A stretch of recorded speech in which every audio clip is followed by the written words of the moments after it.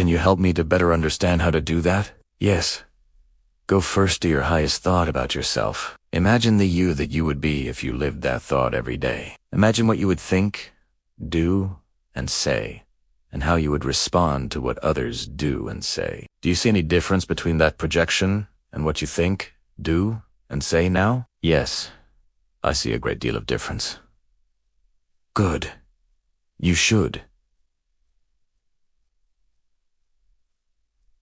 You should, since we know that right now you are not living your highest vision of yourself. Now, having seen the differences between where you are and where you want to be, begin to consciously change your thoughts, words, and actions to match your grandest vision. This will require tremendous mental and physical effort. It will entail constant, moment-to-moment monitoring of your every thought, word, and deed. It will involve continued choice-making consciously. This whole process is a massive move to consciousness. What you will find out if you undertake this challenge is that you've spent half your life unconscious. That is to say, unaware on a conscious level of what you are choosing in the way of thoughts, words, and deeds until you experience the aftermath of them. Then, when you experience these results, you deny that your thoughts, words, and deeds had anything to do with them. This is a call to stop such unconscious living. It is a challenge to which your soul has called you from the beginning of time.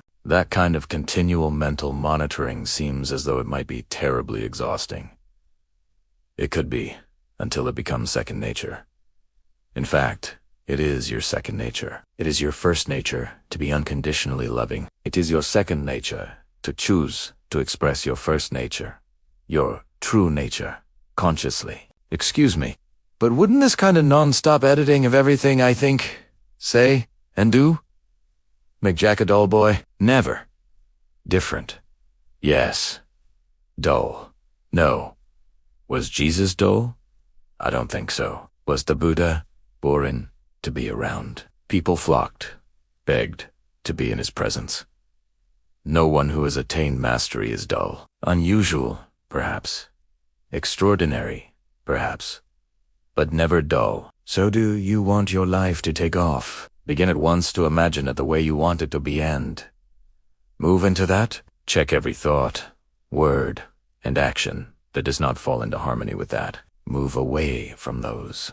When you have a thought that is not in alignment with your higher vision, change to a new thought, then and there. When you say a thing that is out of alignment with your grandest idea, make a note not to say something like that again. When you do a thing that is misaligned with your best intention, decide to make that the last time, and make it right with whomever was involved.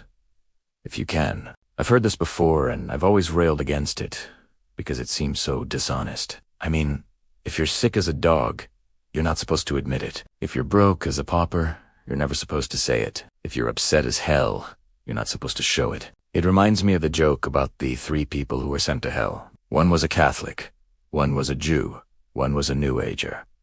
The devil said to the Catholic, sneeringly, "Well, how are you enjoying the heat?" And the Catholic sniffled, "I'm offering it up." The devil then asked the Jew, "And how are you enjoying the heat?" The Jew said, "So what else could I expect but more hell?" Finally, the devil approached the New Ager. "Heat?" The New Ager asked, perspiring, "What heat?" That's a good joke, but I'm not talking about ignoring the problem or pretending it isn't there. I'm talking about noticing the circumstance and then telling your highest truth about it. If you're broke, you're broke. It's pointless to lie about it, and actually debilitating to try to manufacture a story about it so as not to admit it. Yet it's your thought about it. Broke is bad. This is horrible. I'm a bad person. Because good people who work hard and really try never go broke, etc. That rules how you experience broke. It's your words about it. I'm broke. I haven't a dime. I don't have any money that dictates how long you stay broke. It's your actions surrounding it feeling.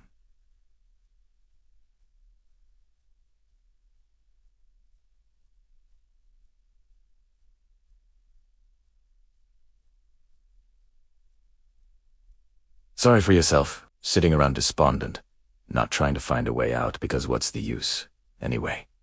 That creates your long-term reality. The first thing to understand about the universe is that no condition is good or bad. It just is. So stop making value judgments. The second thing to know is that all conditions are temporary. Nothing stays the same. Nothing remains static. Which way a thing changes depends on you. Excuse me, but I have to interrupt you again here. What about the person who is sick, but has the faith that will move mountains, and so thinks, says, and believes he's going to get better, only to die 6 weeks later? How does that square with all this positive thinking, affirmative action stuff? That's good. You're asking the tough questions. That's good. You're not simply taking my word for any of this. There is a place on down the line when you'll have to take my word for this, because eventually you'll find that we can discuss this thing forever. You and I, until there's nothing left to do but to try it or deny it. But we're not at that place yet. So let's keep the dialogue going. Let's keep talking. The person who has the faith to move mountains and dies 6 weeks later has moved mountains for 6 weeks. That may have been enough for him. He may have decided on the last hour of the last day. Okay, I've had enough. I'm ready to go on now to another adventure. You may not have known of that decision, because he may not have told you. The truth is, he may have made that decision quite a bit earlier days. Weeks earlier, and not have told you. Not have told anyone. You have created a society in which it is very not okay to want to die. Very not okay to be very okay with death. Because you don't want to die, you can't imagine anyone wanting to die no matter what their circumstances or condition. But there are many situations in which death is preferable to life, which I know you can imagine if you think about it for even a little bit. Yet, these truths don't occur. To you, they are not that self-evident. She can feel the level of acceptance in the room regarding her decision. Have you ever noticed how many people wait until the room is empty before they die? Some even have to tell their loved ones, no, really, go, get a bite to eat. Or go, get some sleep. Fine. I'll see you in the morning. And then, when the loyal guard leaves, so does the soul from the body of the guarded. If they told their assembled relatives and friends, I just want to die, they would really hear it. Oh, you don't mean that. Or no, don't talk that way. Or hang in there. Or please don't leave me. The entire medical profession is trained to keep people alive, rather than keeping people comfortable so that they can die with dignity. You see, to a doctor or a nurse, death is failure. To a friend or relative, death is disaster. Only to the soul is death a relief or release. The greatest gift you can give the dying is to let them die in peace, not thinking that they must hang on, or continue to suffer, or worry about you at this most crucial passage in their life. So this is very often what has happened in the case of the man who says he's going to live, believes he's going to live, even prays to live. That at the soul level, he has changed his mind. It is time now to drop the body to free the soul for other pursuits. When the soul makes this decision, nothing the body does can change it. Nothing the mind thinks can alter it. It is at the moment of death that we learn who, in the bodyman soul, triumvirate, is running things. All your life, you think you are your body. Some of the time, you think you are your mind. It is at the time of your death that you find out who you really are. Now, there are also times when the body and the mind are just not listening to the soul. This, too, creates the scenario you describe. The most difficult thing for people to do is hear their own soul. Notice that so few do.